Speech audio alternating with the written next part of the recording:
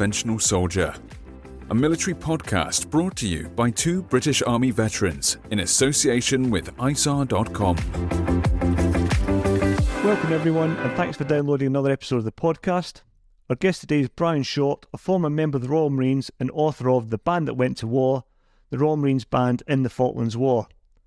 On this episode, we're going to be discussing his career in the band, their part in the Falklands campaign, the IRA bombing of Deal Barracks, and his book. So Brian, thanks for coming to the pod, mate, and can you start by telling us when you joined up, what made you enlist, and why you chose the Marines? Well, thanks very much for inviting me along. Well, for me, it's a sad start because the effects of war were visited by my family even before I was born, because my dad was serving in the Royal Marines and in 4-2 Commando, and he was killed at Suez during the beach landing of the ill-fated Suez crisis of 1956, and he was killed just 2 months before I was born. So when I was born, I was given his name and a leaning towards the Royal Marines. And during my miserable childhood, and I say that advisedly, the one thing that I really took to was playing the drums. So when I went to the careers office to join the Royal Marines, they either had a quota or they saw I wasn't a fighting man, and they chowed me into the Royal Marine Band service. So I ended up in the Royal Marines as a musician for what was going to be quite a good career. How long was your career, Brian?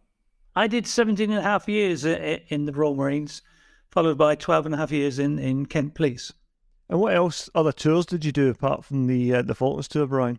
Well, as a musician in the Royal Marines, you don't do tours as such. You do spend 99% of your life playing music, supporting the Royal Navy, the Royal Marines, the Royal Family. It's without being putting too fine a point in it, like some of the Army bands where you're 50-50, the Royal Marine musicians are more or less full-time. But I went to go to Northern Ireland a few times. Again, doing music, not patrolling or in bandit country. Although we did go there to entertain the Marines, some of them were woken up out of their pits. The band are here, you will enjoy the concert. But for us, those are the sort of things that we did, was mostly music. We did the fireman's strike, we did get involved with that, and a few other operational things like that, but not tours as such. Brian, what was basic training like for a trainee bandsman in the Royal Marines? Well, we prefer the title musician, if you don't mind. Putting you right on that, yeah. Because we are professional musicians, wearing the Royal Marine cap badge, basic training was much like anyone else. A lot of square bashing, some basic weapon training, and getting used to being able to iron your clothes and look after yourself for the first 3 months. And then you diverge from what the young commandos do. Then you go each day, you go to the Royal Marine School of Music, and you practice music, and you do that for 2.5 years until you're being proficient to be sent out into the big bad world. At the time I served, we had 11 Royal Marine bands around the country and a couple on ships. So there was plenty of choice to where you might be sent. So for a young man, doing music, doing a bit of shooting, doing some square bashing, that set us off on your career as a Royal Marine musician. Once you got in the band, what was sort of your life like? I take it you must have been away quite a bit. Yeah, well, my first ever draft was to HMS Ark Royal, which was a proper aircraft carrier of the 1970s. In fact, I was on it when they made a documentary called Sailor, some of the listeners might have watched. And in January of that year, my first year in a band on the Ark Royal, we were sent to the States for their bicentennial for 6 months. And frankly, you couldn't do a thing wrong. There I was 19 years old. 6 months later, I was 35. It was a really great time to be a young man on a ship in the States during the bicentennial. So, great band. And when you finish training, you've still got a lot to learn. Music comes with experience. And so after Ark Royal, I was sent to the Commando Forces Band in Plymouth. And don't be mistaken by the title. That's just our hierarchy was the Commando Forces. It didn't give us any special training. We were still a Royal Marine band of musicians. But it was a great barracks to be in. The band itself was great musically, socially, and plenty of good gigs we had both at home and some annual foreign trips that we got to do each year, like Malta, Cyprus, Germany, and even a couple of trips to the States. So it was a great band to be in. And as a young band, we also had a lot of private work that we did. The guys formed their own little jazz and rock bands. And we took over the music scene in Plymouth, playing at dances and stuff. So for a young man playing music on the road, either by plane or coaches, mostly coaches, it was a great time to be alive and a great band to be in. And how often did you have to get your hands dirty with cam cream or on the rifle ranges and stuff? That like annual events, was it? Yeah, that was an annual event that the musicians didn't really look forward to, I must admit. It was something we had to do. And of course, we get on the ranges and we get some PW weapons instructor who would be giving everybody their own individual instruction on how on their sighting and adjusting the weapon for them.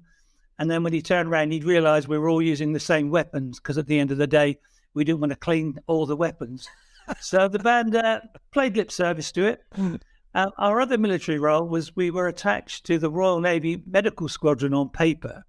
And our wartime role was during the Cold War then, was to decontaminate the wounded from any chemical, biological and nuclear contaminants before they could be sent through to the doctors and operated on. And the only thing we had to do this with was the magic powder called Fuller's Earth, which was basically an inert talcum powder. So part of the week was spent refreshing on weapons, and the rest of the week was spent covering each other in Fuller's Earth. And that was our military training each year. But that meant that on paper we were attached to this Royal Navy Medical Squadron. So consequently, when they were summoned to go to the Falklands War, they realised they would be 40 men short, which was the band, hence us being invited to attend the war. Go back a little bit. You said there was 11 bands in the Royal Marines. Yeah, when I joined in 1973, there were 11 Royal Marine bands. There used to be a lot more than that. During the Second World War, every capital ship had a small Royal Marine band on it, and all the major shore establishments did. It was one of the reasons, actually, why we lost so many Royal Marine musicians during the Second World War, because their action station was below deck in the magazines or the plotting stations, below many decks of waterside doors. So whenever we lost a capital ship, we invariably lost a Royal Marine, the whole band. So there used to be a lot more Royal Marine musicians, but when I joined, there were 11, and there are far fewer now. I think there are about 5 at this time. And how big are they then? How big's a Royal Marine band? Depending on the size of the band, by that I mean staff bands are bigger, perhaps 50 or 60 people, and the ordinary bands, they're usually 40, 45. So it's a big organisation then, really, for the Corps. It is quite a big organisation, and I guess it takes up a lot of money and resources. But luckily, all our Commandant Generals and politicians realise that actually what a good job they do in terms of public relations and keeping the name of the Corps at the front. I know we have this Corps pissed attitude, they call it, where the cap badge comes to the fore, but the commandos think they're the best at being roughly toughies. And the band service think we are the best military band service in the world. And it sort of comes through, I think, in the training and how they conduct themselves. Well, you saw at the coronation at the weekend how the importance of the bands, adds that colour to the spectacle, doesn't it? Yes, it does. And although I talk about, in my book, I talk about cap badge rivalry, when we deal with some of the other musicians in the RAF and the Army, they've also got some great standards and some great musicians. It's one of the things that joins us together. But yes, seeing the coronation recently and the way that the military and especially the bands performed was awe-inspiring. We covered a number of episodes on the Falklands War, namely a 2-part episode with 3-para veteran Jimmy Moran on the Battle for Mount Longdon, and an episode with Brum Richards on 148 and naval gunfire during the campaign. Both were excellent, highly recommended, and we covered a lot of ground. And before we get to the anniversary for the victory in the Falklands, do listen to him again. So, Brian, what was your thoughts when you got warned off for operations, and what was your journey south like on the Cambria, which, as you know, was known as the Great White Whale? Before I say that, I would say to people listening about cap badge rivalry that you mentioned the paras there. On the Canberra, they were very professional in the way they trained alongside the Marines. And I was in awe of the way these young men were ready to go ashore and do the dirty business of war. So this is not all about the Greenberry Marines. I do have a lot of respect for the parachute regiment I met on the Canberra. For me, I was warned off for war. It was the start of Easter leave. The band had all gone off, and I lived just across the water from Plymouth in Cornwall, and I had a whole lot of private civilian gigs at a holiday camp lined up. And we were recalled to the barracks in Stonehouse, and we assumed that we would be guarding the barracks whilst those roughy-tufty commandos went off and sorted out the Argentines. But as I said earlier, when the medical squadron were getting their act together, they realised that they would be 40 men short. And so that's when the boss came out of the band room and stood on the podium where we'd normally conduct a rehearsal and say, in 48 hours' time, we are going to Southampton. We're going to join the Great White Whale, aka the Canberra, the P&O cruise ship that had been commandeered by the Ministry of Defence, and we were going to war. So that rather put paid to my Easter leave gigs, not least of which I hated because I had to give them away to a civilian drummer who I didn't really like. So I lost a lot of money and a lot of kudos. And what was did you actually think it was going to happen when this news went round? Was all just a bit of, this is never going to happen, we'll never actually head anywhere? Well, initially it was quite excitement. The quartermasters all opened their stores and we got our hands on all sorts of equipment that people wouldn't normally get their hands on, especially musicians. But we made our way to Southampton and joined this ship. And there were a couple of thousand Royal Marines and one of the parachute regiments on board. And they were busy trying to outdo each other in the heavy backpack competition. And really it was quite exciting to find that we were going off to war, but no one really thought it was going to happen. So we had all the kudos of sailing in this great big task force. But there was a big American diplomatic effort going on at the time. Haig, his name was shuttling between Buenos Aires and London, trying to find a solution. But the Argentines wouldn't budge. But we figured, given a few weeks, and once we all sailed and put pressure on the Argentines, then actually they would cave in. And we'd be back from this cruise with a tan, a story, and probably a medal. So although we started training on the way down, militarily and medically and physically, doing runs around the deck, I don't think at that point anyone really thought it would become a shooting war. And what did your medical training consist of? Because that was going to be a main role. Although we weren't medically trained as such, there's not much you can do with a sucking chest wound with a bag of Fuller's Earth. But actually, we did have a lot of training from Surgeon Commander Rick Jolly, who I think we're going to talk about later, and his medical team. And we were shown Vietnam films of actual operations to try and desensitize us, I suppose, to what we might see and deal with. We did lots of exercises on the ship. The band were given the job of unloading the wounded from helicopters when they came aboard.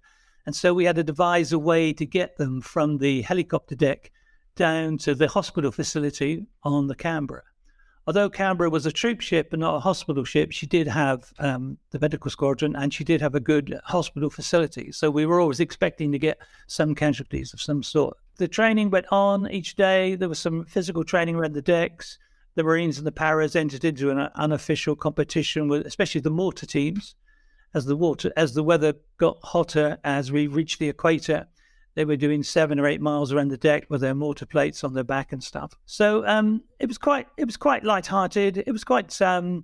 We never really thought it was going to come to much. The first offensive action, though, was taken when we went into Sierra Leone, into Freetown, because for whatever reason, it was decided we were going there to refuel and restock. And it was a horrible port. It was one of those very petroleum ports, and the smell was overpowering.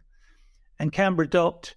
And alongside came all these native bumboats to sell us trinkets and furs. Some of the guys managed to lower a bucket and buy themselves a little monkey, which they hoisted up and put a woolly-pulley jumper on it. And it was on the deck for a little while before one of the senior officers, I think he felt intimidated that the monkey outranked him in some way. But he said if in case it bites somebody and then the disease would go through the fighting troops and we'd be very inefficient. He ordered the monkey to be sent ashore without a pension, which I thought was a bit unfair. But because we were barred from dealing with the bumboats, they decided to use the one word of Spanish they knew, which was Malvinas, which of course is the Argentine word for the Falklands. So having marked themselves as a target, first of all, they were hosed down with fire hoses, but in the heat, that wasn't really a punishment. I think it was one of the Paras lads who actually did the first offensive action of the war by dropping a fully loaded fire extinguisher down 60 feet and hold the bumboat, causing it to sink. So we claim that as the first offensive action of the Falklands War.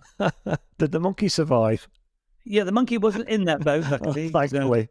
We'll have the animal cruelty people on to us, Brian.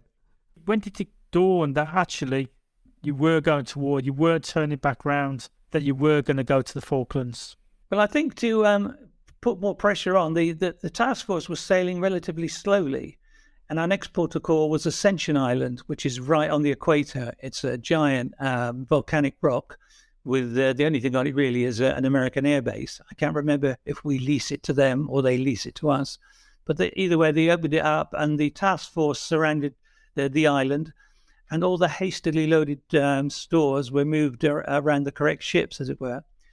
And we were there for about 2 weeks, as it happens. And after about day 3, a signal came through that there was a credible submarine threat, which worried the band because at that point we were all living below the waterline. And so each night Canberra would sail and zigzag throughout the night, arriving back at Ascension in the morning. But it was a lovely place, Ascension. I mean, in terms of weather, not in terms of scenery. But we were there enjoying the sun, doing some training, doing a bit of playing ashore. The band actually went ashore to play. But the troops themselves, the Paras and the Marines, were getting a bit fractious with each other. They were young, testosterone-filled soldiers. They were getting frustrated. And there was a bit of pigtail pulling and handbag swinging in the bars. So our boss, John Ware, decided we'd break out our instruments and start performing on the ship in the evening when we weren't doing our own duties. So we broke down into a jazz quartet and a rock band and a military band, of course. And we went into all the different bars and messes to try and soothe the savage beasts, which I think helped a little bit. We were the only crapats, as the Paras call anyone without a red berry, allowed in their mess to play for them. And they grumbled when we went in because we were in our Royal Marine uniform. But luckily our musical pianist, Bruno, had arranged the Ride of the Valkyries as a funky jazz number, which is their regimental march. So we started with that. And after that, we couldn't do a thing wrong. And by the time we'd left, we'd accompanied all their airborne songs and left them singing and punching each other for fun, bless them. So good times. So then we were doing this to sort of keep morale up, and I think we did a pretty good job of that. And then I forget the actual day, but then a signal came through telling us that the Argentine ship, the General Belgrano, had been sunk by one of our submarines. And of course, that was it was a bit of a surprise, a bit of a shock. I think initially there was a bit of elation from young men, but then we realized that we were also at that point all sailors, and we also had family people. And of course, I'm referring back to the start of the podcast when I told you about my own father being killed. There was already one Royal Marine headstone with my name on it, if you like, because I actually had his name. So I was wondering if there was going to be another one. So it seemed going to be quite serious. We did have some concerns, that we'd been shadowed by a submarine. And then a few days later, HMS Sheffield was hit by Exocet, and we lost about 20 sailors. And of course, ultimately the ship sank. So we knew then we were not in this for a 1-1 draw. All the task force upsticked, and we slowly made our way with more purpose towards the Falklands proper to make the landing and kick the Argentines off the islands. What sort of briefings were you getting, Brian? Were you being kept up to date by your officers and getting good briefings on the situation? Yeah, because we're in, there was no internet then, there was no mobile phones. We were in a sterile security environment. So we were kept up to date, both by Sergeant Commander Jolly on the daily running of the war, but also by Captain Byrne, Royal Navy. Canberra had 2 captains. She had a civilian captain, Scott Masson. And we also had a Royal Navy captain, Captain Byrne, who was a very a lovely guy and a very well-spoken British public schoolboy. And he kept us up to date with all the information that he had from signals, because there's no way we could tell anyone. And so we were very well informed. And then each evening we would listen to the BBC Home Service, which would start with a tune called Lily Bolero that we knew. And then we would get the news from London. But underneath, in between, we were filled in the gaps by Captain Byrne and Sergeant Commander Jolly. So at what point then did you know that you were going into Falklands Sound? I think, was it Falklands Sound the Canberra went into? And That's San Carlos Bay, yeah. So at what point did you hear about that? And what sort of role did you have during the landings?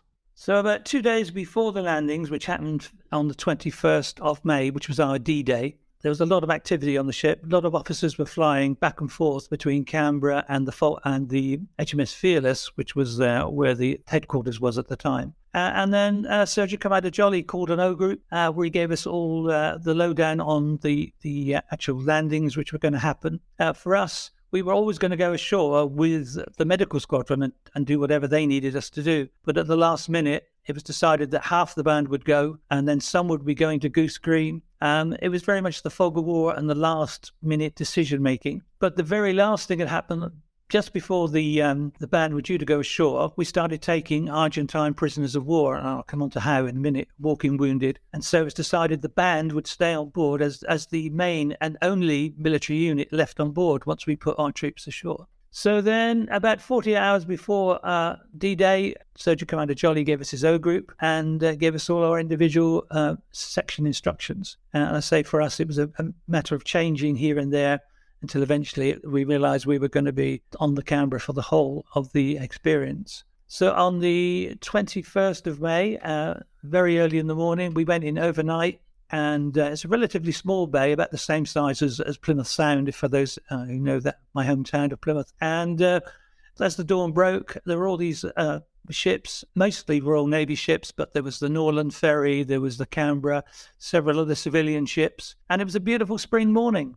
And we started getting our troops ashore in various ways, helicopters, landing craft. And it was all going swimmingly until mid-morning when the Argentine Air Force showed up and started bombing and strafing the ships all around us. And they were very skillful and determined pilots, Argentinians, very brave. And I remember talking to Jimmy when we did the podcast with him, and he couldn't wait to get off those ships. So I'd imagine the thought of staying on the Canberra for the duration of war wouldn't have been very appealing to you. No, it was quite frightening. Because once those air raids started, most of our duties were on deck, receiving the wounded and Argentine prisoners of war and some of the dead, which I'll talk about in a minute. But it was a real cacophony of sound and sight and very surreal. There was, on Canberra, we had 26 GPMG machine guns strapped to the rails, handheld blowpipe missiles going off. Every ship was firing its missiles and its main guns. Even on some ships, the NAFI manager had an SLR taking pot shots. And these Argentine planes had flown all the way from the mainland, very low to avoid Harrier and radar pickets, come in over the headland and then had seconds to find themselves a target, line up and drop their bombs. And with all this wall of lead and missiles going up at them, it was very surreal experience, very frightening for a young man, but we all had our duties to do, so you tended to put it to the back of your mind. But to watch ships actually being hit and planes being blown out of the sky was absolutely amazing, doesn't quite cover it. But we had our own duties to do, and at that point, my team was the duty helicopter deck team, and helicopter flew in, and it was Surgeon Commander Jolly, and with it, in the back, he motioned us to the chopper. And unfortunately, there were 4 dead Royal Marine air crewmen in the back, one of which I knew. I knew Andy Evans, that he'd shown me around his helicopter. I was a bit of a helicopter spotter. And 2 small Gazelle helicopters had been shot down by the Argentines. A headland had not been cleared, and they'd shot down 2 of the helicopters. One crashed and killed both people.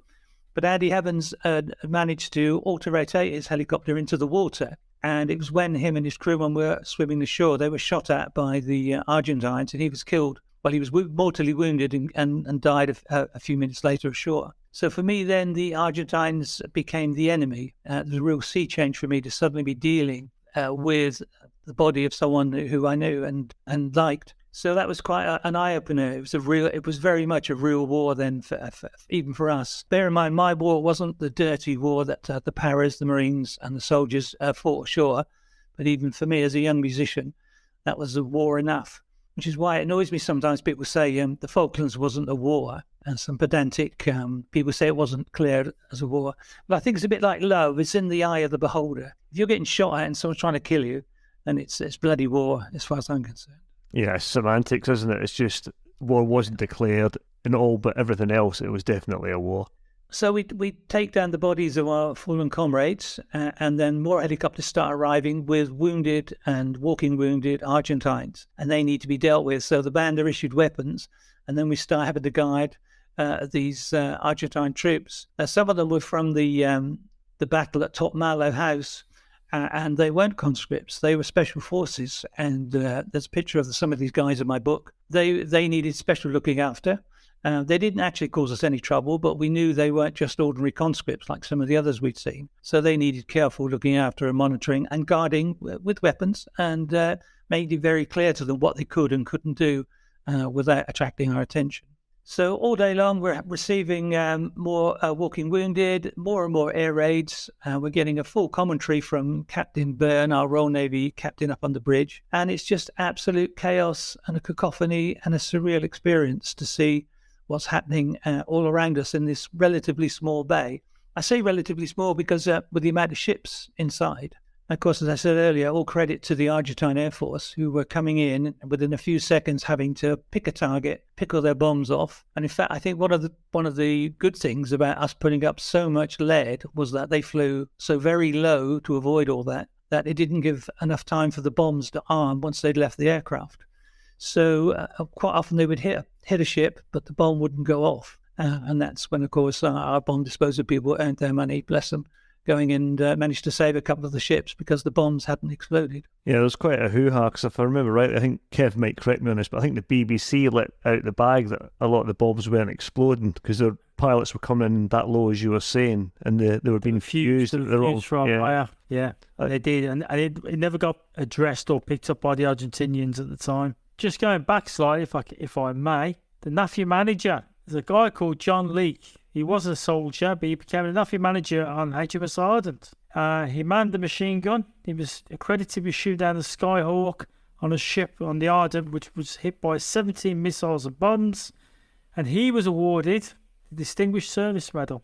Yeah, there are a lot of civilians in the Falklands. I mean, on the Canberra, most of the crew stayed on board, most of the civilian crew, including some of the women. They tried to get them to go ashore at Ascension, but they refused. So they were facing the same dangers as we were. But, of course, we'd taken the Queen's shilling, and we could be expected to be put in harm's way. But they'd all volunteered to stay on board, and all credit to the civilians who did that. Yeah, that's a little-known aspect of that, and I only learned about that a couple of years ago. Yeah, on the Canberra, there was only one officer, apparently a genuine conscientious objector, who said, no, this is not for me. But everyone else stayed on board, and all credit to them. And many of them are still friends of mine now. And because we got to know them, because we were on the ship for the whole of the war, from beginning to end, and a little bit beyond. And we also went back a year later for a working cruise as musicians. We know a lot of the civilians, and again, all credit to them. They didn't really have to be there. When these prisoners and the wounded were coming aboard, Brian, were they sorted and treated immediately on site? What happened to them after that? Were they transferred to some other ship, or did they stay with you guys? No, they stayed with us for the first part, unless there were a couple of seriously wounded ones who we had to. They were patched up on board Canberra and then set off to Uganda, which was the real hospital ship, which was anchored not too far off the islands. So, but anyone who was walking wounded or just a prisoner, we kept with us, and we set up several rooms. There were, obviously being a cruise ship, there were several big public rooms that would normally be theatres and cinemas. So they were set up as wards and places where we could keep the prisoners and have a relatively few people to look after them. So usually 2 or 3 of us would be guarding maybe 40 or 50 of these Argentines, but they had to stay with us. We had nowhere to put them at the time, and there was nothing else we could do but keep them and guard them and keep the security of the ship safe. It's interesting you're talking about the powers of the Marines earlier, because I put some questions out on our Twitter account, and one of our followers at MadlyDAV asked a couple of questions about the makeup of the units that went down there. So obviously you had 3 Commando Brigade and 5 Brigade as well. The question he asked was, why wasn't the Ace Mobile Force Battalion sent out there when it was Arctic trained and equipped? And why did 5 Brigade go out there? So I read a book recently by Ian Gardner, who was a Royal Marine Rifle Company commander in the battle, and his experience was taken down in the book The Yompers with 4-5 Commando in the Falklands War. And basically he was outlining that between leaving the UK and arriving in the Falklands, 5 Infantry Brigade went from a garrison force meant to populate the islands after the war to a fighting force and wasn't properly trained or equipped. It had already had 2 units taken out of it, 2 and 3 para, which were attached to 3 Commando Brigade, and in their place was slotted the Welsh and the Scots Guards. There was a documentary on last year, I don't know if you saw it, Brian, about 5 Brigade, and the brigade commander, Tony Wilson, got quite a slating on it. Did you see that, Kev, that documentary? Yeah. I was quite surprised how much Hassley got from other officers. They definitely said he was out of his depth on the whole thing. Yeah. It's worth a watch. It's still on iPlayer, I believe, as well. So I did see it, and I was quite surprised just how much of a slating a senior officer got from fellow regimental officers from the same unit. So, it was a surprise. And for us, we, on Canberra, after D-Day, and we'd got all our troops ashore, it was decided to withdraw the Canberra. And then we had to make for South Georgia, where we were going to meet with the QE2, the Cunard ship, which was carrying 5 Brigade. So we had to make our way there at full speed in the worsening weather. And the only time we slowed down was to take part in burials at sea for the 4 Royal Marines who had died. Unfortunately, Canberra had no storage facilities suitable, and there was still no end in sight for the war. So, cold and miserable day, one of the big doors was opened in the side of Canberra, and everyone off duty turned up to pay our respects. The band played some hymns, and our buglers played Last Post as we committed our warriors to the deep. That must have been quite... it's a very traditional way of burying people. It was, must have been quite a poignant thing to do that, Brian. It was sad, it was poignant, it was emotional, but it was done with full honours and with full respect to our fallen comrades. And it must be difficult for the families not to have their bodies back, but it was done with as much dignity as could be. So once that was over, we then made our way to South Georgia, where we met up with 5 Brigade. It was our first real dealings with the army, if you like. We knew the Marines, we were part of it. We met the paras, and hats off to them for their professionalism and training we'd seen on the Canberra, and the way they'd, especially with someone to butt up against on the Canberra, the Royal Marines, those two, were setting each other up just right. It was one of the pros of cat badge rivalry, which I discuss at great length, actually, in my book, which I'm sure you'll ask me about at some point. While we're on it, Brian, what are the pros and cons of cat badge rivalry from what you saw in the Falklands? Well, I think it sets people up. It gives you an identity. Red hat, crab hat, green beret. It gives you that identity. It gives you that core history, your regimental history. You're not just fighting and representing yourself. You're representing 200, 300, 400 years of history and reputation. And so I think in some regards, it does help motivate the military man to do things that perhaps he wouldn't. His body's telling him not to do.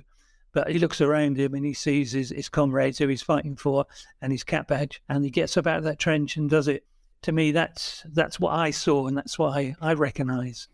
Even in a small way, as a Royal Marine wearing the Royal Marine cat badge, we applied, say, musical intellect to our duties, but we were also doing it with that Royal Marine cat badge. So I think the combination for us, even in a small way, was important. So we make our way to South Georgia. We meet up with the Queen Elizabeth II and 5 Brigade, and then suddenly we have this very army. And I don't mean that in a negative way, but it's very different to us. Their rank structure was very strict. You couldn't just go and speak to one of their sergeants. You had to speak to a lance corporal who would go up the rank structure. You couldn't speak to a captain. And we were used to running the ship. Suddenly we had a whole regiment on board, or a 5 Brigade as it was called. And they were very different.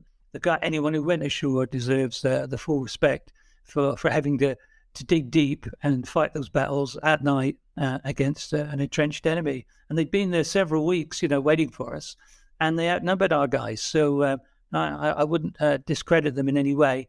Could you see the battles taking place on the land? Could you see weapons fire, artillery going in? Were you able to see that from the ship when you were in San Carlos?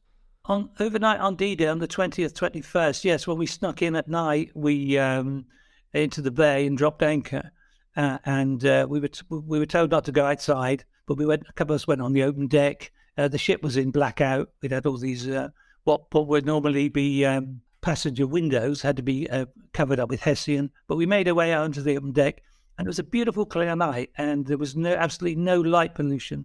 So there was this cornucopia of stars, some of which perhaps we'd never seen before in the southern hemisphere. And we could see the outline of the islands. And then there was a loud bang, and one of the Navy ships behind us started firing, which really frightened myself and a young musician Smith. And so we fought our way through the door to get back into the ship before Captain Burns said, "That's just one of our ships doing naval gunfire support." So we went back out, and on Fanning Head, which is where the initial battle took place, we could see GPMG fire going up and down as our troops slowly advanced up, taking care of the Fanning Hill mob, they were known as. And fortunately, they dislodged them because they were the ones who could have opposed the landings. But a small group of them escaped, and it was some of this group that the next day shot down the Royal Marine light helicopters that killed Andy Evans. So mixed bag, really. So that was the battle we could see on that first night. By the time we came back with Fire Brigade, the breachhead had been established, and the battles were moved farther in. The Paras had been to Goose Green, and the Marines were yelping across the island. So there was nothing to be seen as much then. You mentioned that you had a bit of animosity towards the enemy after your friend was killed, but there's quite an interesting incident with Argentine prisoners where a menu card was signed and they were grateful for how you looked after them. Do you just want to tell us a little bit about that? Well, yeah, because after we'd established a routine where we were guiding these guys, musical intellect, if you like, the drummer in me with my sense of humour, realised that actually they were people like us. A lot of them were conscripts, and they were pleased to be alive. They were told that we would kill them. They were told the Gurkhas would eat them, anything at all by their government to keep them there fighting. So they were relieved, A, to be on board the Canberra, and C, getting medical treatment. So actually, for the most part, there was very little trouble with them. And one night it must have been when we'd taken 5 Brigade back in, and we were anchored overnight in San Carlos Bay. In the middle of the night, the door burst open, and a young Royal Marine lieutenant came in. He was carrying his weapon. He had cam cream on still, so he'd come straight from ashore, apparently back to the ship for some R&R, a quick meal and a shower. And his eyes were wide open, and he said, "Are these enemy prisoners?" And I went, "Yes, sir, they're Argentines." He said, "They're enemy prisoners." And I wouldn't say there was a standoff, but there was an awkward 30 seconds where he just looked around the room at these prisoners, and they looked back at him, and then he left. So what was going on in his mind at that time, I'm glad it stayed there, because it was a strange feeling with being a young Royal Marine musician with a gun facing a young Royal Marine lieutenant who had something on his mind. He'd obviously been ashore and lost people. Yeah, that was a very strange and surreal experience for me to deal with. In fact, I didn't deal with it. I just stood there, and thank goodness he just decided to leave. Well, whatever was on his mind was dark, and I'm glad it stayed there. It must have been quite surreal for him as well, though. One minute he's on a bare top hill with his soldiers fighting, and then he's in a ship where there's no immediate threat from the enemy, as in, soldiers, but, there is the air threat. So, and then he's come across the people he's maybe been fighting earlier. So I can imagine he had quite a bit of dislocation of his own experience at that point. Yes, and he would have been ashore for at least a week at that point, fighting and living rough. So, and you know what that does to people. So, yeah, very strange, but another memorable moment in the war for me. So, war's come to an end. Our troops ashore have done all the dirty business of war, and the war is won. And we hear that on the ship, and we're quite elated. And then suddenly, with all the Argentine prisoners of war ashore, they're shivering really and freezing in the southern hemisphere winter, which is now starting to approach. So the Canberra and the North Sea ferry, the Norland, were the only available facilities. So suddenly we got 4,000 or 5,000 of these Argentine prisoners of war on board the ship, put into these cabins. We did get some Welsh guards to assist, and they guarded each end of the corridors, these long corridors with the troops in, with the prisoners in, and we did our best to look after them. But suddenly the ship was then suddenly full of the gunnels with these people. Their government didn't want them back, but they have eventually, because of the Red Cross and the Geneva Convention, agreed they could be taken home, providing it was on civilian ships, which obviously Canberra and the Norland were. So we set sail for Argentina to return the Argentine troops home. And the night before we docked in Argentina, some of the guides, some of the people I was guiding, asked for pen and paper, and the only thing I had was the cover of a Canberra posh restaurant menu. So I gave them that and the pen, and about an hour later they gave it back to me, and it was signed with many different versions of the word thank you and thanks for looking after us in Spanish and in English. And I still think it rates as the most unusual war souvenir to come back with, and that's a signed thank you card from the enemy. So it was quite touching to have this card, and I still have it now. And about a year ago, just after my book was published, an Argentine historian has found about 15 of the 20 signatories. And in 2024, I believe I'm going to go to Argentina and have a reunion with some of these guys. So it's got a positive end to come out of a nasty little war from 1982.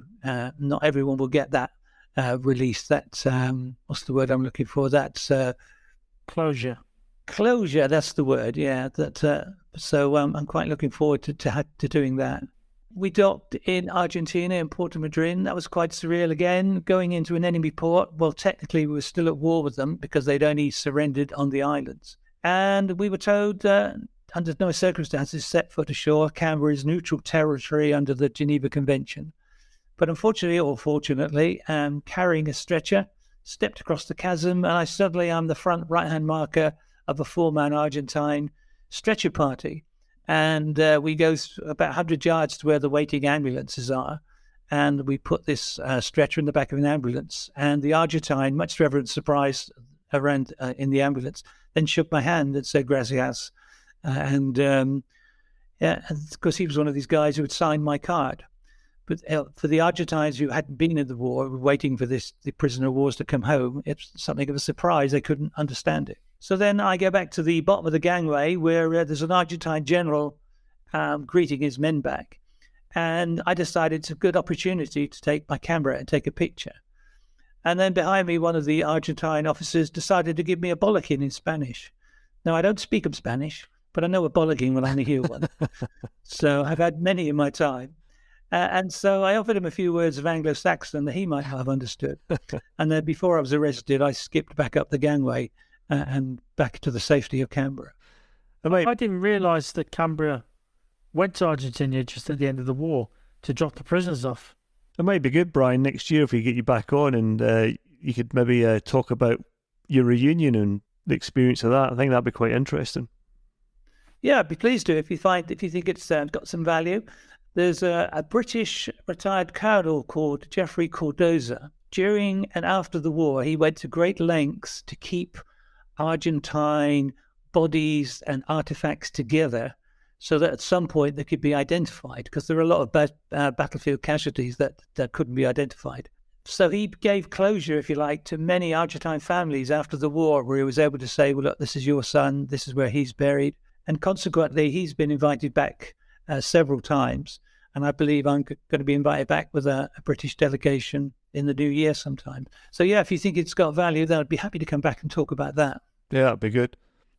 So one of the books that Colin and I have discussed of the Falklands War was The Red and Green Life Machine by Surgeon Commander Rick Jolly, who was decorated by both sides for the treatment of the wounded, which is the only person I'm aware of during the Falklands War that was awarded honours from the Argentinians as well as the British forces.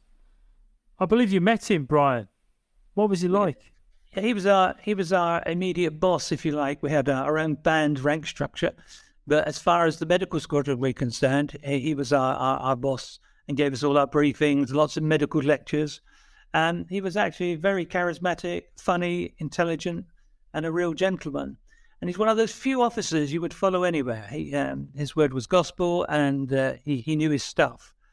We were part of his setup, and we'd have gone ashore with him had we been required, but it was him who made the decision to leave the band on board as the military unit in the end. But a great bloke, and I think his great boast was that everyone who made it into his field hospital left alive. If they arrived alive, they left alive. Unfortunately, the Reading Green Life Machine tells the story of the MASH type hospital unit ashore, and they were at Ajax Bay, an old refrigeration unit, and the Argentines bombed them, killing several Marines. And unfortunately, bombs lodged in the wall of the operating theatre that they'd set up and didn't go off. So just being the sort of guy he was, they just worked around them. No, and an incredible guy. And about 3 or 4 years ago, I went back to Plymouth and Tor Point in Cornwall, and I was just walking down the high street there, and he recognised me. I saw him, I recognised him, he recognised me. Of course, he didn't know my name, but we stopped and chatted. He was ever the gent even then. But sadly, a couple of years ago, he died. But he was honoured by, obviously, Her Majesty the Queen and the South Atlantic Medical Association, and also by the Argentines for the work he did in the medical treatment of the Argentine prisoners of war. And for civilian listeners that might not know, in the Red and Green Life Machine, as in any operational theatre, it doesn't matter if it's the enemy or your own side, the wounded are treated in the priority required. So you would have had Argentinians getting treatment before British soldiers or Marines because their wounds were that serious. Yes, it's all about the triage, the initial examination, and deciding who needs the most urgent treatment. So, as you say, it wasn't the British who got the first treatment. It was whichever patient needed it, and rightly so. What was your journey home like? Well, having taken the Argentine prisoners of war back to Argentina, once they'd gone off the ship, we suddenly had no duties whatsoever. So we made quick time back to the Falklands. And because Maggie Thatcher and the government wanted a big celebration back in London as soon as possible, Canberra was loaded up with all the Royal Marine units. We didn't bring any paras back with us. They came back on other ships. And Canberra was ordered to make due haste north back to England as quickly as she could. We had one day ashore in Port Stanley where we played at a Thanksgiving service for the locals, the Falkland Islanders, before we reboarded the Canberra and headed north. And there was something of a party atmosphere going home. The guys, obviously the fighting troops, they had to decompress, although we didn't have a word for it back then. There was lots of beer. The band were in great demand, playing in all the different bars and messes, the officers' mess, the senior NCO's mess, playing jazz for the young lads. And we put on some concerts in which some of the young lads, 4-2 Commando put on a toga party, and they'd written some words on the way down to we're all going on a summer holiday, and they performed them with the band.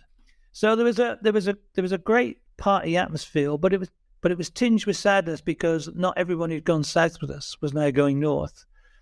So the South Atlantic Fund had been set up to raise money for those injured and families of those killed. So every day we had some sort of event which would help raise money for the injured and the families of those who weren't coming back. So tinged with sadness, but relief that we were going home as quickly as possible. And it took about 10 days to get back. We nearly ran out of beer, but they slowed down at Ascension Island and more beer was flown on board the ship. And I can say it's the only working party I'd been involved in during the war where we had more people than we needed. Everybody was told, if you want more beer, get up on the flight deck for this vertical transfer of beer. We carried on. The other thing that came on at Ascension was a sort of working party, not a working party, an entertainment party of young girls and singers and dancers and a comedian. And they were suddenly plunked amongst us to do shows and entertain the troops. So quite surreal for them and something for us as well. As professional musicians ourselves, we were able to accompany them. And there's a mark of sort of respect by the captain of the Canberra and the crew, because we'd been on board for the entire enterprise. They put on a surprise party for the band with dancers, with a cake, with beer, with a tune called Putting on the Ritz, which had a great big tap dancing solo in the middle. And at that point, the band, we all got up and did the tap dancing thing badly. It's what dancing used to look like back in the 80s. And even the officers joined in. And for us, it was quite a moment. It meant our duties sort of had come to an end. And we were just back to being musicians. There's a tradition in the Royal Navy called Up Channel Night, and every British Royal Navy ship that's returned home to Plymouth or Falmouth or Portsmouth has to come around the corner after the Bay of Biscay, and they have an Up Channel Night event, ceremony, if you like. Normally on a Royal Navy ship, it'd be drinking in a game of uckers, which is like Ludo for sailors. But on Canberra, because we were the Royal Marine Band, we did a formal beat retreat on one of the helicopter decks, surrounded by thousands of Royal Marines, and all singing "Land of Hope and Glory" at the end, last post. And then we headed up the channel, and overnight we went around the Isle of Wight, and we were told that actually there would be a big reception committee waiting for us, but there's nothing like we were expecting. We were on the forward flight deck playing, and as we turned into the Solent, there were hundreds and hundreds of small ships and planes and helicopters surrounding us, and about 35,000 people on the jetty to welcome us back. And the band of the Royal Marines Commando Forces, played on the front of the Canberra until the ropes were across, and then the boss cut us off, and the band ashore took over, and that was the end of our official duties on the Canberra. Well, that was really interesting, Brian. Thanks for taking us through that. And your experiences of war, if you like, weren't just limited to the Falklands, because in 1987 you were posted to Deal, which I think was the Royal Marines Music School, as an instructor. And you were there when it was bombed by the IRA, and it killed 11 Royal Marine band members and wounded a further 21. That's pretty grim. How did that affect you following your experiences in the Falklands? Well, it's really hard to get a head around it still, to be honest. In 1987, as you say, I was sent to Deal in Kent, which is where I live now. The barracks is closed, but it was the Royal Marine School of Music. Very much a soft target, because we had trained musicians here. None of the commandos came here anymore. It was just the Royal Marine School of Music and the staff band. And then one sad day in 1989, I'm late for work. I'm just getting out of the shower, and I hear the bomb go off. So I quickly get dressed and cycle down the hill, and the band room was partly attached to an old church, and it was completely demolished. And I bumped into what was the violin professor, and he said, "Oh, there's been a gas explosion." But there was a particular smell in the air that I recognised but didn't know what it was, if that makes sense. It was obviously some sort of chemical explosive of some sort. And then, of course, it became apparent as the day went on that there had been a bomb attack. So we were all taken to sifting through the rubble to try and find some of our bandmates. And the group I was with, we found a foot inside a shoe. And that sticks with me. That feeling, that thought of picking up that shoe, knowing it belonged to one of my friends, was quite something. The band service was relatively small, really. So we knew everybody in there. And so the day goes on, and the casualty list grows. And all great musicians, young and old alike, are suddenly announced one by one to be dead. And 21, probably much more, to be honest. The psychological effects resonated. It tore the heart out of the barracks, and also the town. It's a small town Deal, and it tore the heart out of the town as well. So for me, dealing with it post-bombing, if you like, the Royal Navy sent a psychiatrist down, and Lieutenant Commander O'Connell, I think his name was. And ironically, he'd been debriefing us on the way back from the Falklands. Now, there was a good few years, 8 or 9 years in between the two incidents. But when I was coming back from the Falklands, I paid lip service to it, I think. It was him and the Padre. We talked about things in a little group session. And I think it was early days of people realizing that PTSD could affect people. So 8 or 9 years later, after the Deal bombing, having known this Lieutenant Commander O'Connell in a previous experience, made it much easier for me to speak about how I felt. And I think it's one of the main reasons I don't actually suffer with PTSD from that incident. I also think it helped me in my next career in the police, where I also dealt with a lot of traumatic and difficult situations. I think being able to open up and discuss and decompress, as I think they call it now. It really helped me then, and consequently in the police. So very, very sad set of circumstances, and but luckily, touch wood, I think I don't have any skeletons in the closet at the moment. I think a couple of things just to take away from that, Brian. Firstly, thanks for talking about it, but also one of the reasons I wanted to bring it up with you was the fact that I think we forget these things at our peril. People tend to think soldiers were killed in Northern Ireland, but there was many killed in mainland Britain and in Germany. And secondly, every service person we've talked to in this podcast who's been in operations has got some sort of scarring, either mentally or physically. And the common thread that comes out is don't be embarrassed to seek help and talk about it. And you again have reiterated that. Yeah, I think in the service, in the era of service I joined in, it wouldn't have been manly, if you like, to talk about those things. But luckily, as operations have gone on, Afghanistan, Iraq, the Falklands, I think slowly it's come out, and now they're all over it. Luckily, but by them I mean that the psychiatrists and the counselling is there. All you need to do is ask, and I think that's an important thing to do now. Recognise if you need to talk and find the help, because it is out there. It certainly helped me, and I'm as weird as they come. So, Brian, what inspired you to write your book, and how did you go about it? Well, obviously, like all military units, we have our get-togethers, our reunions. And just before lockdown, I went to a reunion in Plymouth, and nearly everyone was there, apart from 7 guys who through natural lifestyle and age had passed away. So 7 of the guys I went to the Falklands with were no longer with us. And so I said to the guys at the bar, I said, look, we need to get our small but important part of the war written down. And they all turned to me and said, you got to do it. And they were bullying me. They know that in Deal, I write the annual Royal Marines pantomimes each year, The Sound of Muesli, Dad's Barmy, crazy things like this we do each year in Deal.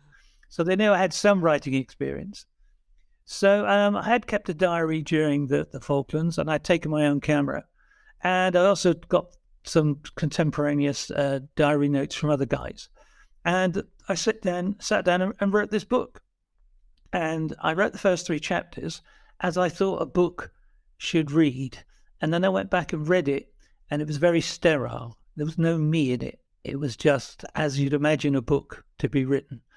So I just went with it. I am so in my book now. There is some humour, there is some emotion, there are some good dits, if you like, some good stories, but it is genuinely me, and I'm pleased to say it's one of the very few things I suppose I can say I'm proud of.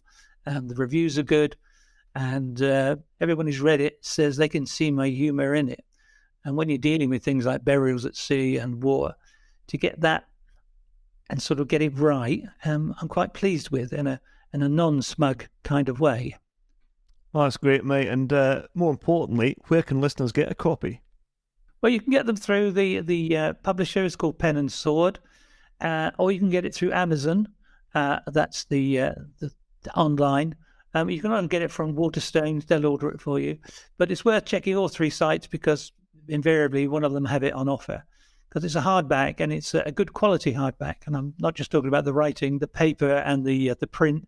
Apparently they've spent a lot of time on. So, and the pictures come through. There's a lot of good pictures in there of my own. So, Pen and Sword, Amazon, or Waterstones, or any good charity shop, I think, by now. That'll be for the... I think, and we spoke about this on the other, with our other guests on the Falklands, is every time we do a Falklands episode, I learned something totally new about a war I thought I knew a lot about. And again, you've I didn't know that Cambria went to Argentina and the other elements of your war. And it's somehow, having read war books about the Falklands from the senior officer side, from Jimmy's story to Brum's story to your story, it's a total different perspective on that war, which was the last, and I've said it before, the last of the British wars. We have never fought a war since on our own. Yeah, I think it was important when you consider the cost of war in the Falklands. It's hard to reconcile the loss of life, but I was able to justify is probably too grand a word, but when you went ashore and met the Falkland Islanders, there were people like me and you. They're like a pint of beer, red telephone boxes, Sunday lunch. They drive on the left, and they'd been invaded, and we were the only people who could liberate them. And I use the word we advisedly. Like I say, I wasn't ashore doing the dirty tough stuff, but that's the justification. That's what we're paid to do. We were liberating British subjects who had been harassed and by the Argentines, invaded. And so for once, people had to put their head above the parapet. And for me, it was a heavy price to pay. But if you met the Falkland Islanders, you'd say it was a price that had to be paid. Well, Brian, I think I speak for Kev and everybody else listening that MD that took part in that war, regardless of the role, has my respect, because it was a hell of a fight, and it was a hard-won victory for the British forces. Thank you. It's certainly an episode in my life I'll never forget. And it made me a slightly different man, and I'm sure it changed everyone who went. But yeah, war does that to people. As usual, we'll finish off with our Desert Island Dits, which is the guest choice of book, film and luxury item.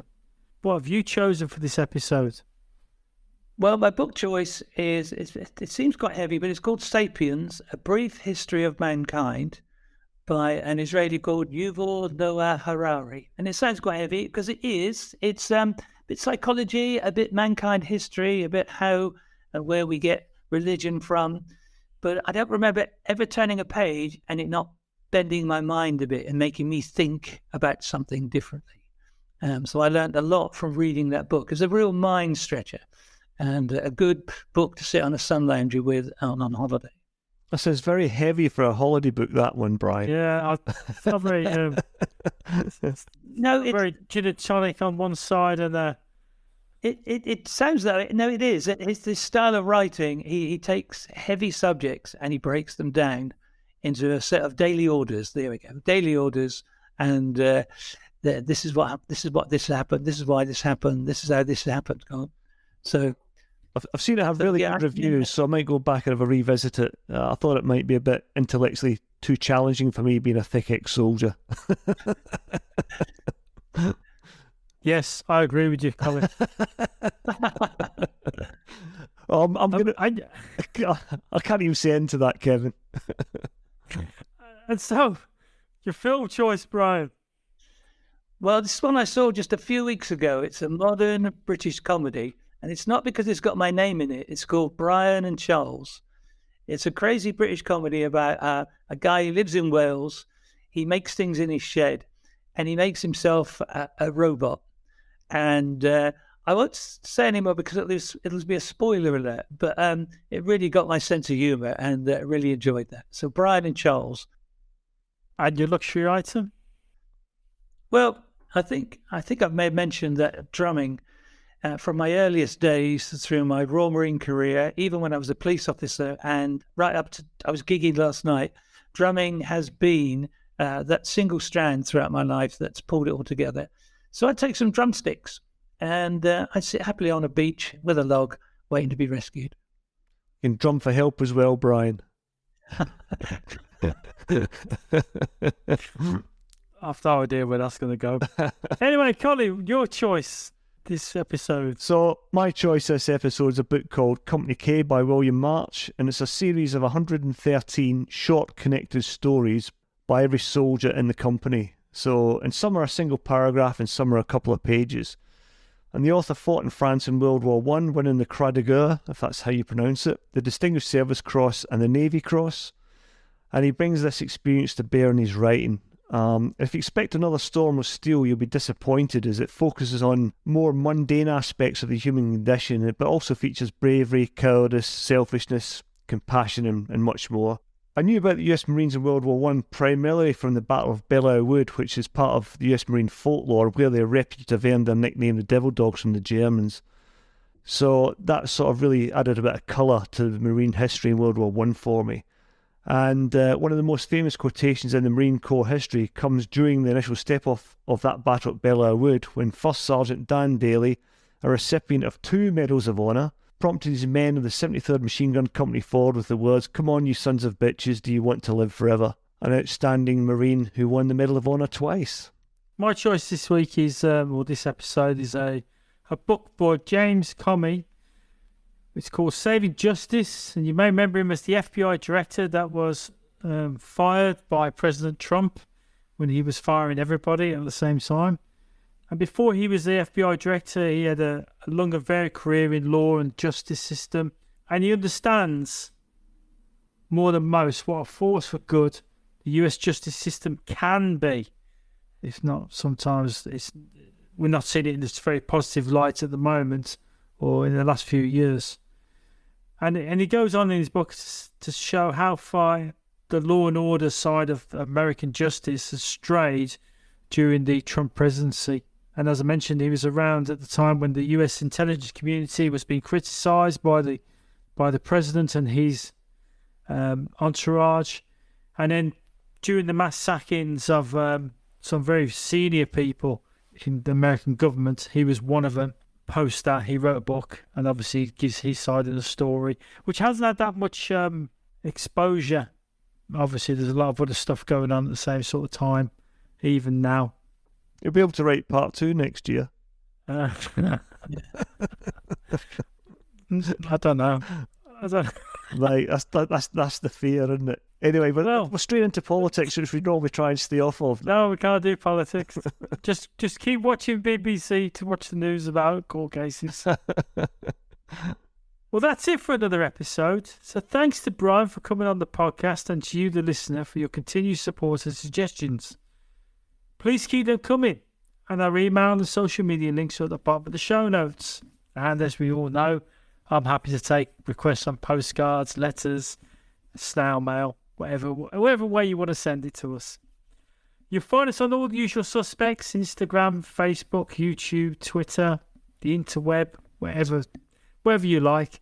And if you download us from YouTube, from iTunes, and like the podcast, it'd be great for you to leave us a review there or anywhere where you get your podcast from. Thanks again to Nick Beale for his continuing support and sponsorship to this series and offering technical support through his company ISARR. See you next time on The Unconventional Soldier.